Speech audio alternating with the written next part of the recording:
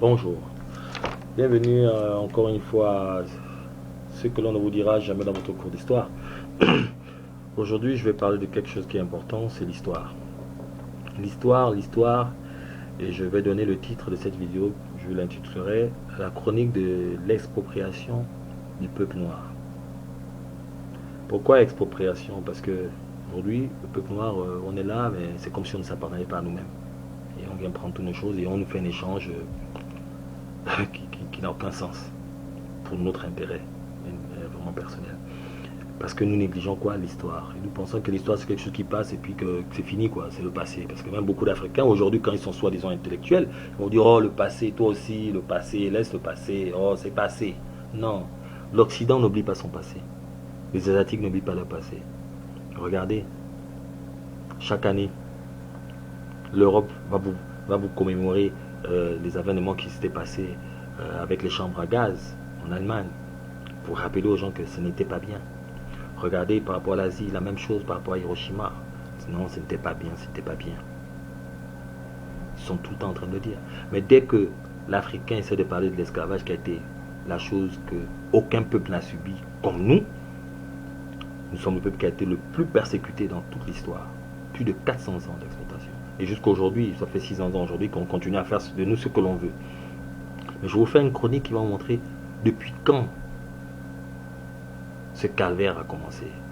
Et que ce calvaire a commencé depuis tant d'années, tant de siècles, mais qui continue parce que nous ne respectons pas l'histoire. Nous ne nous préparons pas à demain. On se dit que ce qui est passé, passé. Alors que les Japonais ou les Européens, ils ont connu des misères, ils ont connu des conflits et tout ça. Et ils font tout pour que ça ne se répète pas. Mais c'est en faisant quoi? C'est en s'armant. L'armement. Hein?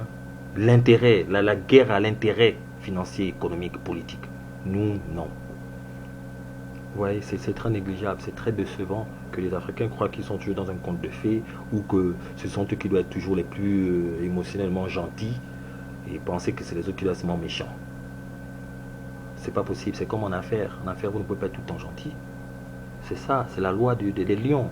Vous n'allez pas être dans un monde de lions et vouloir jouer au moineau ou bien à l'agneau. Un monde où il y a les dragons, vous voulez être l'agneau. C'est ça l'Africain. Dans le monde des dragons, lui veut venir être l'agneau. Mais franchement, vous allez être bouffé. Vous allez être scalpé, lynché n'importe comment, bouffé. Chaque jour, même par les plus bébés de ce monde-là. Donc vraiment, rappelons-nous de l'histoire. Il faudrait vous souvenir que c'est en 1441 que le premier acte d'esclavage a été fait sur les côtes d'Afrique. En 1441. Le roi portugais King James Ier du Portugal, comme je le disais, envoie une troupe de ses soldats en Afrique pour faire des rafles sur le continent noir. Et pourquoi cette rafle-là? Simplement parce qu'il voulait faire un cadeau au pape de l'époque. Et le pape de l'époque, c'était qui? C'était Eugène IV. Son nom de règne, c'était Eugène IV, mais son vrai nom d'origine, c'était Amédée VIII. Alors, vous vous rendez compte? Pour faire plaisir au pape, cette activité a commencé comme ça pour faire plaisir à un pape. Donc ils ont parti arracher des gens en Afrique pour lui offrir ça en cadeau. La plus belle, c'est que en 1452, le pape Nicolas V, autorisa au roi Alphonse V du Portugal à conquérir les terres africaines et à réduire les Noirs en servitude perpétuelle en les expropriant. Donc le pape, en 1452, le pape Nicolas V, c'est lui qui autorise au roi Alphonse. Comme vous voyez souvent, quand il y a des guerres, des conflits, ça, on va son roi, le pape dit que non. Et puis le pape souvent intervient, dit que non, arrêtez ça, bien fait ça. Souvent le pape aussi avait ce rôle, jusqu'aujourd'hui il le fait. Donc vous imaginez. Et on continue. En 1454, le pape encore, le même pape Nicolas V, c'est lui qui décrète la bulle papale dans laquelle il déclare que l'homme noir n'a aucun âme. Que l'homme noir n'a pas d'âme. Donc, ce n'est pas un péché de faire de lui ce que l'on veut. Donc, de le mettre en esclavage. Bon, ça c'est pour tous qui jurent sur le nom des Vatican et des papes. Et qui croient que les papes sont des saints. Ou sont la représentation de Dieu sur terre. Ah, les Africains. L'ignorance, c'est terrible, hein, comme des brebis. Moi aussi, j'étais une brebis, hein, mais aujourd'hui, je suis un esclave retraité. Il faut bien comprendre la profondeur. Je suis un esclave retraité. Donc ce complexe d'infériorité et ce réflexe de subordination-là, après avoir pris connaissance de beaucoup de choses, à un moment, il faut savoir dire non. Je ne peux pas vénérer une telle religion qui a persécuté mon peuple. Comme par exemple la religion catholique, qui a fait tellement de mauvaises choses comme ça. Et puis moi, je vais encore venir dire, je suis catholique, je ne peux pas. Et puis maintenant, essayer de comprendre la profondeur des choses et aller faire des recherches et voir qu'est-ce que la religion l'a fait dans l'histoire. Regardez que dans l'Europe, les pays les plus athées sont qui? Pourtant, ceux qui sont venus vous coloniser avec les religions. Mais les pays les plus athées sont qui? Ce sont les pays européens. Ils ne vont pas à l'église. Ils n'ont rien à foutre de l'église. Parce qu'ils savent que le monde d'aujourd'hui, Dieu n'avait jamais dit qu'il était catholique. Je ne sais pas si Dieu s'est levé un jour et il a dit qu'il était catholique, ou il était musulman, ou il était quelque chose. Vous avez déjà posé cette question-là. Est-ce que Dieu avait dit qu'il est catholique ou il est musulman? C'est les hommes qui ont fait leur truc, créer soit prophètes, soit ça, soit ça. Bon, bref, nous continuons. Donc après 1454, donc, nous arrivons à 1681. Alors là, on quitte le Portugal, le Vatican, tout ça. On arrive maintenant en France, en 1681. Golbert, le ministre des Finances en France à l'époque, il propose le Code noir à Louis XIV, au roi Louis XIV. Donc un livret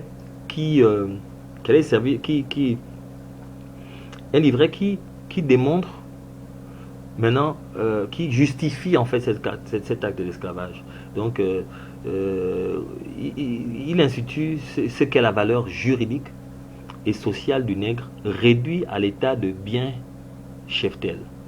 Donc vous voyez, donc Colbert vient, il voit Louis XIV et lui dit non, écoute, tu sais, on va trouver maintenant un justificatif. On a un petit livret qui va dire que ce que nous on fait là c'est bien. Ce que nous on fait là c'est bien. Prendre des gens, les arracher à leurs parents depuis l'Afrique, les amener ici, les mettre en esclavage. Et quand ils refusent même de travailler, on dit qu'ils souffrent d'une maladie qu'on appelle la drapetomanie. La drapetomanie, c'est quand tu ne veux plus travailler, là, quand tu veux fuir. Et maintenant, pour maintenant soigner cette action de vouloir fuir, c'est parce que pour eux c'était anormal, c'était une maladie un peu comme une folie, parce que draptomania, donc mania là c'est la folie, et drapto c'est le refus de vouloir travailler là, donc mania, donc quand tu veux plus travailler là parce qu'on t'a kidnappé de ta terre, c'était le symptôme de cette maladie, donc cette folie, c'est que tu fuis, tu veux plus travailler, tu fuis. Maintenant, et comment il fallait maintenant soigner cette maladie? C'était par les coups de fouet. C'est comme ça les fouets sont arrivés. Et le but du fouet, c'était quoi? Quand vous fouettez, c'était de chasser cette folie-là qui était en toi. Et t'amener maintenant à accepter de travailler. Donc, quand tu fouettes, donc l'esprit, là, le diable, là, cette mania-là, va partir. Et maintenant, tu vas dire, oui, je vais travailler. Vous voyez, donc, on trouve même un justificatif dans le mal qu'on est en train de faire. Ils appelaient ça drapetomania. Il y a plein de maladies que même les psychiatres sont venus maintenant intervenir même dans le système d'esclavage. Donc des grands intellectuels, des grandes entités du monde académique sont venus, les Nietzsche et tout ça, pour donner des explications, pour couvrir cet acte, ces différents actes. Donc quand un gars fuit, voilà, il faut lui couper la main. Au Congo par exemple, tu ne veux pas travailler, on vient, on te coupe la main. Il y a des photos jusqu'aujourd'hui, allez sur internet, on te coupe la main, tu ne veux pas travailler, on te coupe la main, parce que tu dois travailler. C'était justifié de manière juridique. Donc, vous voyez, donc c'était une valeur juridique et sociale du nègre réduit à l'état de bien cheptel. Ça, c'est le code noir. Pour ceux qui pensent que les blancs, ce sont des anges, ou qui pensent que l'Occident est blague avec nous, quoi. Je reviendrai encore avec ce mot. En 1736, ils reviennent encore à l'assaut avec Charles Lynch, au niveau de l'Amérique. Lui, il met en exécution sa loi du Lynch. Donc, une loi raciste, négrophobe, discriminante qui est à l'origine de la haine du nègre par le nègre. Donc le lynchage. Donc ils ont même pu maintenant créer même un système qui va faire que toi le noir, tu checkes l'autre noir pour aller le trahir chez le blanc. Parce que là vous avez eu maintenant aussi la formation aussi du nègre de maison et du nègre de la moisson. Donc le nègre qui était un peu souvent rebelle et tout ça, et très physique et fort, tout brut, qu'on gardait dans les champs. Et vous avez l'autre nègre qui était souvent résidu d'un viol. On a violé peut-être le père, la maman. Il y a eu un enfant qui est sorti, donc qui est mulâtre. Donc cet enfant mulâtre là, lui souvent c'est lui qui croit qu'il est blanc. ou qu'il est un peu plus blanc que le noir qui est de l'autre côté, et donc il est plus assimilé au blanc, donc il va être le plus ceci civilisé ou quoi, plus proche de l'autre. Ou souvent même le noir, qui n'a aucun métissage, mais il est considéré qu'être plus docile, donc on le met à la maison, qui est le nègre de maison. Et donc c'est celui-là même qui devient allié tellement au blanc qu'il est là toujours pour surveiller même son frère noir des champs. Donc c'est à vous de décider maintenant qui vous voulez être. Est-ce que vous voulez être le nègre de maison ou le nègre des champs, qui essaie de se battre pour l'avenir de ses enfants et son futur. Et on continue. Après, en Allemagne, en 1884, vous allez assister après au grand partage de l'Afrique comme un gâteau. À cette grande conférence en Allemagne, à Berlin. Donc, on prend l'Afrique sans inviter aucun noir. Il n'y avait pas de président africain. Il n'y avait pas quelqu'un même d'un village africain qui est venu assister quand on partage notre continent. Pour dire même que, mais est-ce que si on coupe comme ça, on fait une route ici, là, est-ce que peut-être les personnes, l'ethnie de là-bas n'est pas aussi ici, ou bien est-ce qu'il n'y aura pas un cousin qui est l'autre là-bas qui est là. Donc ce qui fait qu'aujourd'hui, vous allez voir, l'Afrique a été tellement divisée mal que vous avez des gens qui sont congolais, mais en même temps qui sont gabonais, ou des gens qui sont ceci et qui sont en même temps cela, parce que ça a été mal partagé, sans la présence d'aucun noir, aucun Africain. Quand ils sont venus partager notre Afrique entre eux, il n'y avait aucun Africain à cette réunion. Il faut bien le savoir, hein. Donc imaginez que vous pouvez imaginer qu'on va aller en Europe, on va partager l'Europe. Nous les Africains, on va partager l'Europe et puis il n'y a pas de blancs. Il n'y a pas d'Européens là. Pas de haine, hein. Mais c'est l'histoire. L'histoire, mais avec un peu de sarcasme, c'est ça quoi. Et donc réalisez que ça fait plus de 600 ans aujourd'hui que l'Occident fait de nous ce qu'il veut. Ça fait 6 ans aujourd'hui que l'Occident fait de nous ce qu'il veut. Et moi, je vous appelle vraiment à bien réviser encore cette chronique et voir d'où ça vient. Et le chemin qu'on est en train de prendre. Donc, chaque fils africain, chaque fils noir doit comprendre que nous sommes en guerre. Et que l'on doit faire comme les Asiatiques. On doit faire comme eux-mêmes les Européens. C'est-à-dire que, regardez, les Juifs n'accepteront plus jamais qu'on leur fasse cela. C'est pour ça, chaque fois, eux-mêmes, ils font des actions où on commémore cet acte sauvage, barbare qui a été fait contre leur peuple. Mais dans un certain temps. Les Japonais aussi. Même chose, ils commémorent souvent cette bombe d'Hiroshima. Vous allez voir partout, en Europe ou partout dans le monde, il y a des actions par rapport à ça, qui commémorent cela. Mais nous, l'Africain, dès qu'on veut parler de l'esclavage, que ça a été le crime le plus dévastateur dans le monde, qui a duré plus de 300 ans, 400 ans. L'exploitation de l'homme, un lessivage, un massacre, génocide, tout ça, des viols et tout ça qu'on a fait au peuple nord. Et quand on demande réparation, c'est un problème. Ou quand on en parle même seulement qu'il ne faut pas oublier l'histoire. Oh non, c'est que tu veux relever la haine, que tu veux faire tout ça. Mais non, c'est pas une histoire de haine là, c'est la réalité. Et la réalité peut souvent faire mal, mais c'est la réalité. Et quand on connaît la réalité des choses, on fait mieux. Quand on connaît la réalité des choses, on fait mieux. Quand on se rappelle de son histoire, on peut aller plus loin dans l'avenir parce qu'on va se prévenir que cette histoire passée se repasse. Parce que c'est grave. Regardez ce qui s'est passé en Côte d'Ivoire. On décide, on met qui on veut, parce que ça nous arrange. Nos intérêts économiques. Regardez ce qui s'est passé en Libye aujourd'hui. Kadhafi, c'était pas le saint des saints. Mais je ne vois pas quel est le dictateur au monde, franchement, qui a fait mieux que lui. En toute objectivité. Nous sommes là, nous tous, nous savons de quoi nous parlons. Je ne vois pas quel est le dictateur qui a fait mieux que Kadhafi. Construire les hôpitaux, l'école gratuite, les logements gratuits, la communication gratuite pour les appels locaux, etc. Construire les universités, même dans les autres pays africains. Chez nous, par exemple, au Gabon, le lycée technique, construit par Kadhafi, un cadeau. Je crois même l'université au Mabongo. On a plein d'édifices au Gabon qui ont été offerts par la Libye. Et c'est comme ça dans beaucoup de pays, en Europe même et en Afrique. Le satellite, aujourd'hui nous voyons la télévision, on a le câblage et tout ça, on voit la télé. Le premier satellite africain a été payé par Kadhafi. C'est-à-dire le pourcentage, il a donné plus de 40%. La somme qu'il a donnée était plus élevée que tous les présidents africains réunis. Donc, s'il vous plaît, on doit lui donner quand même un peu de respect. Il ne méritait pas qu'on lui mette en image comme ça. Et quel pays européen va accepter qu'on humilie son président comme ça, même son ex-président, même s'il a été méchant, même s'il a été mauvais dictateur. Ça, c'est un assassinat qui a été fait. Mais aucun pays d'Afrique se lève. Aucun pays d'Afrique se lève pour dire que c'est pas normal.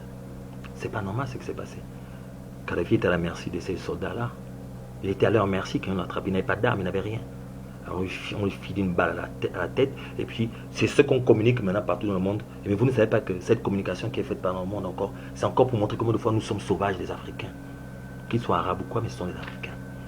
Pour montrer que combien de fois l'Afrique est en retard. Ce combat d'imagerie là continue. Donc quand on tue un président africain ou quand on le déstabilise, il faut montrer combien de fois la chose se passe dans le désordre et tout ça. Et on médiatise ça d'une manière vraiment comme s'il y avait un grand championnat qui s'est passé. Mais quand ces choses comme ça se passent en Europe, vous voyez que c'est minimisé. Parce qu'ils défendent l'intérêt de l'Occident. Donc à nous les Africains, nous devons savoir ce que nous défendons. C'est l'intérêt de l'Occident ou c'est l'intérêt de l'Afrique? Sommes-nous les nègres de maison ou sommes-nous les nègres des champs? À quand est-ce que nous allons penser aussi à nous armer nous-mêmes? À quand est-ce que nous allons penser aussi à être indépendants financièrement nous-mêmes entre nous-mêmes? Quand est-ce? Quand est-ce que nous allons penser, nous les pays d'Afrique francophone? Vous vous rendez compte qu'il n'y a pas d'école de relations internationales? Donc ça veut dire que quand nous arrivons à des conflits comme ça, il n'y a aucun Africain d'Afrique centrale, par exemple, nous qui sommes au Gabon, au Cameroun, au Congo, au Bénin et tout ça, tous les pays francophones là. On n'a pas de négociateurs, personne ne pourra les négocier pour notre intérêt. C'est normal ça. C'est comme si vous construisez une maison, un immeuble, et vous ne pensez pas aux portes de secours, de sécurité. Comme si, par hasard, Dieu vous aime tellement votre pays qu'il n'y aura jamais un incendie dans cette maison-là. Il faut toujours prévoir pour mieux guérir. Il faut faire des simulations pour mieux guérir. Mais nous, on fait des choses sans simulation, on fait des choses sans... On ne prévoit pas. On fait un hôpital, on ne fait jamais, on ne prévoit jamais qu'on doit faire des essais, des tests de sortie d'urgence, que bam, la lame sorte, on entraîne les gens toujours à sortir là en cas de feu. Comme ça, le jour qu'il y aura vraiment le vrai feu, peut-être il y aura toujours des morts, mais il n'y aura pas 100 morts. Il y aura peut-être un mort ou deux, parce que quelqu'un a trébuché, tout ça. C'est ça qui se passe en France, en États-Unis. Il y a toujours des tests d'incendie, même dans les appartements souvent. Parce qu'il faut prévoir et il faut simuler. Je me demande si chez nous au Gabon, pour notre CAM par exemple, j'espère qu'on prévoit des essais, des tests. On fait des tests d'incendie, on fait des tests d'urgence pour faire des simulations, pour voir comment on pourra s'en sortir s'il y a vraiment un incendie ou s'il y a un accident. Ce n'est pas que je veux souhaiter malchance, mais ce sont les réalités de la nature et de la vie. Tout peut arriver, mais il faut toujours être prêt. Moi, c'est ce que j'ai appris aux États-Unis. Qu'il faut toujours prévoir. Okay? Donc, on prévoit avec des tests, on prévoit avec des simulations. Donc, on fait des simulations. On prévoit. Et quand on fait des tests, on fait des simulations, on peut maintenant anticiper quel sera le résultat. Comment on pourra prévenir cette action le jour vraiment qu'elle arrivera. La prévention.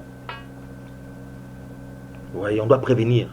Et vraiment, c'est mon message à tous les présidents africains, quoi. Rappelez-vous que même si vous êtes le nègre de maison le plus fidèle, le jour qu'arrive l'heure où l'Occident se sent en danger, il vous éjectera.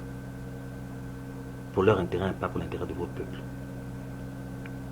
Donc, que vous soyez même je ne sais pas, comme ci, comme ça, ou à leurs pieds, à faire tout ce que vous voulez toujours pour eux. Mais quand 2, 3 entre eux décident qu'il faut que lui la part, parce que moi là-bas ça m'embête. Comme ils ont fait le partage de l'Afrique, il n'y avait aucun Africain là. Ils sont là entre eux. Ah non, non, non. Non, moi je vais passer là-bas. Parce que quand l'un dit, moi je n'aime pas celui-là, les autres, s'ils se retrouvent à 2, 3, ils sont obligés de faire après parce que l'autre aussi va dire après là que non, moi si je n'aime pas tout ça, donc vous aussi vous devez faire comme ça. L'Occident est uni quand ça leur concerne. Donc vraiment frères et sœurs, mes chers présidents d'Afrique, soyez un peu conscients. Pensez à vos peuples. Pensez à votre armement. Pensez à votre dépendance financière, économique, politique, technologique.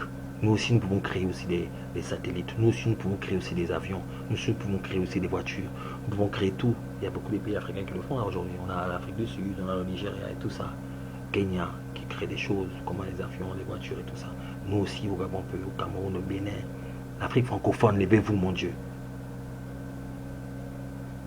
Et tous les Noirs, je voudrais comment que vous appreniez à reconsidérer votre histoire. Et savoir que l'histoire ne ment pas. L'histoire vous prévient de ce qui peut se passer dans l'avenir. Donc si vous ne voulez pas que l'histoire passée se répète, il vaut mieux prévenir. Et pour prévenir aujourd'hui dans le monde aujourd'hui, c'est que vous vous armez aussi. Et que vous ouvrez les yeux. Que vous envoyez des gens aussi à aller dans les écoles de relations internationales. Et chez nous en Afrique, nous devons avoir nous-mêmes nos écoles de relations internationales. En Afrique subsaharienne. Afrique francophone là. Nous on doit avoir aussi chez nous là, sud de l'Afrique centrale là, tout ça, là, le Bénin, le Gabon, le Cameroun, C'est là nous avons nos écoles d'élite de relations internationales pour que nous puissions avoir des enfants dignes d'Afrique qui vont défendre les intérêts de l'Afrique. Pas attendre que c'est un blanc qui va venir être notre conseiller aux choses de l'Afrique avec l'Europe. Non, ça ne peut pas être possible qu'il va bien défendre. Même s'il est né au Gabon, même si quoi, jamais. Ils ne vont jamais défendre nos intérêts à 100% comme...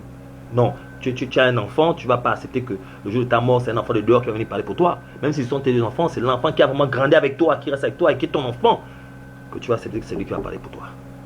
Parce qu'il sait comment tu te sens, il connaît tes réalités, il sait comment toi tu pensais. Donc, franchement, mes frères et sœurs, c'était mon message. N'oublions pas l'importance de l'histoire. Et pour tous ceux qui vivent les contes des fées par rapport au pape, regardez combien de fois le pape, c'est lui qui a cautionné l'esclavage, le début de l'esclavage. C'est un pape qui a cautionné ça. Ne pensez pas que les papes, là, c'est pas comme aujourd'hui, hein, que les papes sont à la Vatican. À l'époque, les papes allaient en guerre. Hein.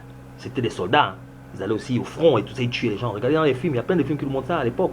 Vous croyez que on vous montre la vérité tous les jours. Les films là où vous voyez souvent où ils viennent conquérir, on voit des gens, des Romains ou des gens, des Européens avec des soutanes et tout ça, qui combattent et tout ça là. Avec Alexandre le Grand et tout ça, où on montre tout ça là. Il y a des conflits là où vous voyez bien comment les Romains, on voit Rome, on voit tout ça, les guerriers de Rome. Ils avaient les croix, ils avaient les chrétiens, ils avaient tout ça, les catholiques et tout ça, contre tout ça, contre les musulmans et tout ça. Les guerres, c'était pas des gens qui étaient, comme vous pensez, toujours le nom du Saint-Esprit. C'était une conquête économique, politique. Donc c'était mon message du jour. Donc n'oubliez pas l'importance de l'histoire. Et faites attention à l'importance que vous donnez. Oh non, vous fermez les yeux, vous êtes à ce moment, le pape. Ou la religion catholique. La religion catholique a fait du mal, beaucoup de mal en Afrique. Et vous posez souvent la question que pourquoi quelqu'un vous enseigne quelque chose, lui-même ne la pratique pas vraiment. Les pays les plus athées du monde, c'est l'Europe eux-mêmes. Et c'est même la France. Bonne journée.